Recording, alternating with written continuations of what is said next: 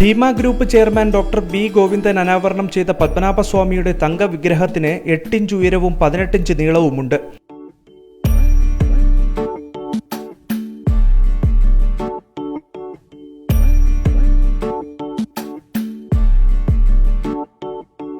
ഈ അത്യപൂർവ തങ്ക വിഗ്രഹം നിർമ്മിക്കാൻ 2.8 കിലോ സ്വർണവും ഡയമണ്ട്സും ഉപയോഗിച്ചിട്ടുണ്ട്.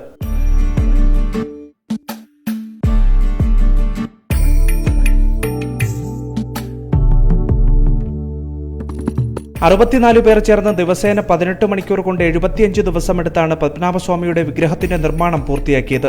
500 ക്യാരറ്റിന്റെ 75,089 വജ്രക്കല്ലുകൾ വിഗ്രഹത്തിൽ കാണാം. ഈ വജ്രക്കല്ലുകളിൽ റൂബിയും എമറാൾഡും ഉൾപ്പെടെ 3355 മൂല്യമേറിയ വജ്രക്കല്ലുകളുമുണ്ട് എന്നതും പ്രത്യേകതയാണ്.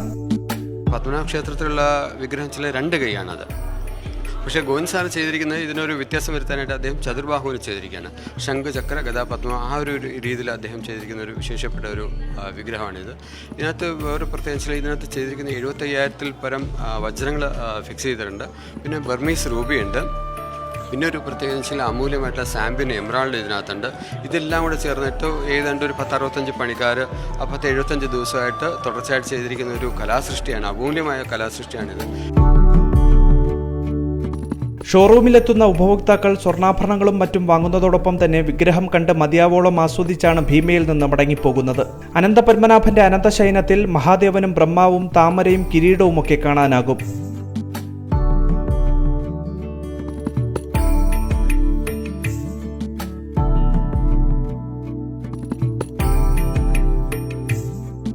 നമ്മുടെ വർക്ക്ഷോപ്പിൽ നല്ല എക്സ്പേർട്ടായിട്ടുള്ള പല പണിക്കാരുണ്ട്. അവരെല്ലാം കൂടെ സംയോജിപ്പിച്ചുകൊണ്ട് അവരുടെയൊക്കെ അഭിപ്രായം കൂടെ ചോദിച്ചുകൊണ്ട് ചെയ്തിരിക്കുന്ന ഒരു കലാസൃഷ്ടിയാണത്. ഇതിന് തൂക്കം ഏകദേശം 2.25 കിലോളം ഉണ്ട്. ഡയമണ്ട് 75,000-ൽ പരം എന്ന് പറയുമ്പോഴത്തേക്കും അത് ഏകദേശം 500 ക്യാരറ്റോളം ഡയമണ്ട് ഉണ്ട്.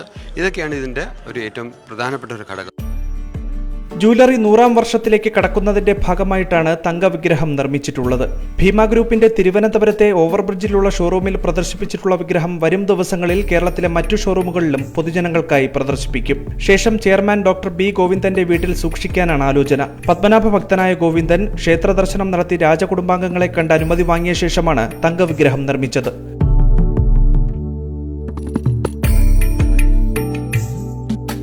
C Malayalam news, Thiruvananthapuram.